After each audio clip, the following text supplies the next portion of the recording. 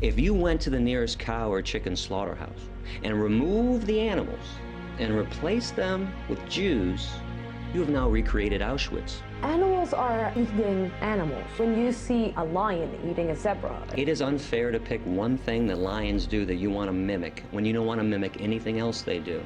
When lions walk up and greet each other, they sniff each other's ass. When I came in this room, you did not kneel down and sniff my ass. you have now 2 minutes to try to convince me eat meat once a month. I don't want to convince you to do it once a month. I want to convince you never to do it. Because people don't realize how much they're harming animals in their daily lives. So as I point out, the steak, the hamburger, the chicken sandwich that you're eating, the schnitzel, these pieces of meat came off the bodies of living animals who didn't want to be murdered, who didn't want to suffer and die, who didn't want to be tormented. So once I pointed out to people, most people, sane people, logical people, make that next step to veganism. You know, for the last few days or for the last few months, I see a lot of demonstrations in Tel Aviv of people demonstrating against the murder of, and slaughtering animals and eating animals. And but I pass by and I look at their shoes, and they have leather shoes, and I say, okay, this is like, let's say, you have two meanings here. It's like you have this, I'm not eating, but I am wearing. Are they aware? Do they know? Oh, it's by moral standards. Now, I don't think they're wearing leather shoes. They appear to be leather shoes because you have synthetic leather that looks just like leather, like you have mock meat that looks just like real meat. I think most people falsely accuse animal rights people of having leather shoes, but they're not. I just couldn't have animal skin on my body. It made me disgusted. It's amazing that you're saying animal skin and not leather. Well, that's what it is. See, we like to use euphemisms, which is why these atrocities take place. So we always want to say leather when it's cow skin. Let's put it this way. I like to explain how this is the biggest Holocaust that has ever existed, and people get upset at those terms. I have to tell you that I am upset about hearing like Holocaust, comparing the Holocaust to, like every single person that heard your lectures, and to hear this Holocaust, comparing it to animals, it's a little bit, Well, let me and explain. you know what, and I'm not even Jewish, Okay. but it's hurt me. Well, let me explain how this Holocaust is actually worse. I'm offended that we compare human Holocaust to the animal Holocaust, which is the biggest Holocaust in the history of humankind.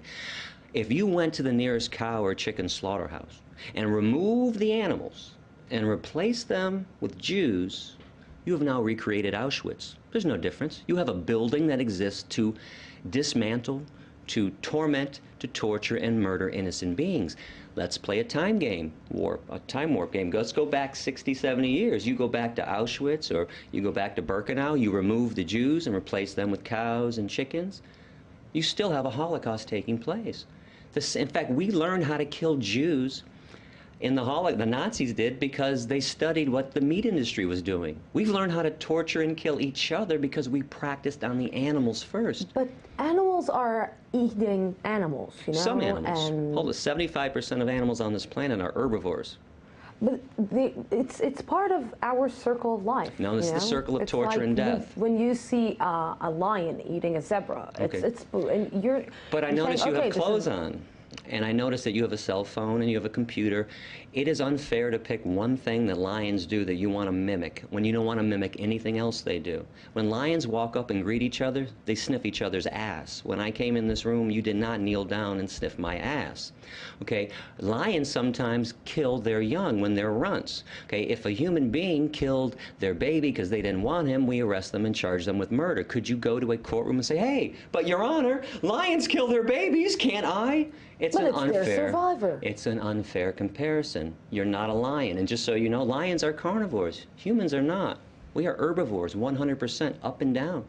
You put a 2-year-old child in a crib with a bunny rabbit and an apple, let me know when the child eats the bunny rabbit and plays with the apple. We are purely herbivorous. We have no carnivorous or omnivorous instincts whatsoever. And physiologically, if your jaw moves from side to side in a grinding motion and you chew, you're 100% herbivore. If you were a meat eater like a lion, your jaw would only go like this, up and down, rip and swallow. If you sweat through your pores to cool yourself, you're herbivore. What is your main purpose? Because most of the world won't become vegan. It depends on which day you ask me. The world, injustice can't live forever. The world will become vegan one day. Just like every woman on this planet will one day have their equality with men. Just like one day all oppression will fall by the wayside. Injustice doesn't live forever. And it seems insurmountable, don't get me wrong. I mean, I'm in the trenches, believe me. It looks like and seems like it can't happen. But remember, it took 400 years to convince white people in America not to own black people. You can see why this is taking so long. We can't even treat each other with kindness, let alone treat the chickens and the pigs and the turkeys and the insects of the world with kindness. But I think we can treat each other with kindness one day once we learn how to treat the animals with kindness. You know, I'm feeling a little bit uncomfortable because I just had a steak for lunch, and it's still I'm not convinced 100% that I should stop eating meat for the rest of my life. It's not that I'm eating meat every day, but I do love my steak on the plate once a week. So you have now 2 minutes to try to convince me eat meat once a month. I don't want to convince you to do it once a month. I want to convince you never to do it. Okay, you have to put yourself in the animal's position. Imagine that you were raped to impregnate yourself. Okay, somebody raped you to impregnate you. You gave birth to this baby. This baby was stolen from you at birth. That baby was fattened up with corn and soy and wheat and oats. That baby was put on a concentration camp truck, sent to a slaughterhouse, hung upside down, fully conscious in front of all of her own species, screaming, terrified, in fear, knife shoved into, her throat, cut up into pieces. Where's the justification for this? And it's not your steak. You said my steak. I'm very big on language. That steak was never yours. Okay, that steak is a euphemism, by the way. That's cow flesh. That flesh belonged to another living being. Where do humans get off owning and controlling living beings? Where do we get off thinking that we're the most special thing that has ever existed on this planet, when in reality, we're the most unspecial thing that has ever existed on this planet? Are you aware that if humans were removed from the planet, the extinction of humans would benefit everything that exists? Are you also aware that if the bees died off, as we've been talking about this for about 10 years in the news, the whole system collapses? If the ants were exterminated, the whole system would collapse. This is how important and special ants and bees are to the world. Why do we think we're better than they are when they serve a vital role and we serve no vital role whatsoever? We're tormentors, we're oppressors. Where do you think it's coming from? The arrogance? Yeah. I'm not sure. I don't know what has gotten into us. Besides death and torture and murder, I think when you put violence in, you get violence out. You consume discrimination and death, you're going to, exude the same horrible things. Because some people may say the same things about you. Because some people may say that he's arrogant, he thinks that he knows better, he thinks that he's better than us, and actually we're all let's say, how can I put it? I'm the one to be charged, and you are the judge who is judging me right now. Yeah, well, there's two people in this world. There's people that judge and people that lie about judging. We judge people every day. We judge child molesters. We judge rapists. We judge Nazis. We judge murderers. And I know this is a shock to the meat, dairy, and egg eaters of the world, but vegans are more ethical than they are, hands down. And of course, just like a person that doesn't rape is more ethical than a person who does rape. Hitler was a vegetarian. Hitler was not a vegetarian. That's a complete lie. A complete and utter lie from Goebbels, his propaganda minister. Hitler did have a lot of power, didn't he? If he had all this power that he had, why didn't he mandate veganism if he were a vegan or a vegetarian?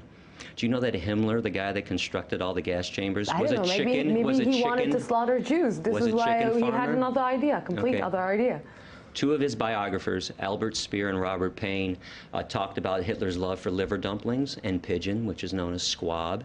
His main chef, Dion Lucas, wrote a book in 1964, the Gourmet School Cooking Book, and she wrote his favorite recipes, which were all meat-based recipes. This is the power of propaganda, the power of Goebbels, still alive and well. Do you know why people think Hitler was veg? Goebbels wanted to make Hitler seem as peaceful as somebody else in the world at that time who was loved and adored, and his name was Mohandas Gandhi, and Gandhi was vegetarian, and Goebbels would say, wait, Hitler's just like Gandhi. He loves animals too, and he's peaceful to the animals, and he's a vegetarian. He's not, and just so you know, all the concentration camps did have animal slaughterhouses there too. And when the Allied forces came in to rescue the Jews and the Gypsies, they left the animals behind. This is why I call this the world's largest and longest running Holocaust. The animal Holocaust was happening long before the Jewish Holocaust, during the Jewish Holocaust, and it's still happening today. Every second, just so you know, of every minute, of every hour, of every day, female animals are raped to impregnate them. Every second, animals are being killed. Every 60 billion animals every year. Do you accept, or do you understand, or that people are calling you terrorist? Sure. What else are they going to call me? You couldn't sleep at night if they called me a compassionate human being, because I'm calling them out. And as we go back in time and look at all the other people that we adore now, collectively, we all agree, Gandhi and Dr. Martin Luther King, and all these people, Rosa Parks and Cesar Chavez, do you know, they were not loved during their time. They were despised. They wanted to make change, massive change. It's only later on that a society looks back at revolutionary activists and says, oh, man, he was great. He was just trying to bring peace and justice. I'm trying to bring compassion to this world. It's amazing that I'm called a terrorist. And if I'm called a terrorist for saving animals, what do we call people that kill animals and torture animals and eat animals?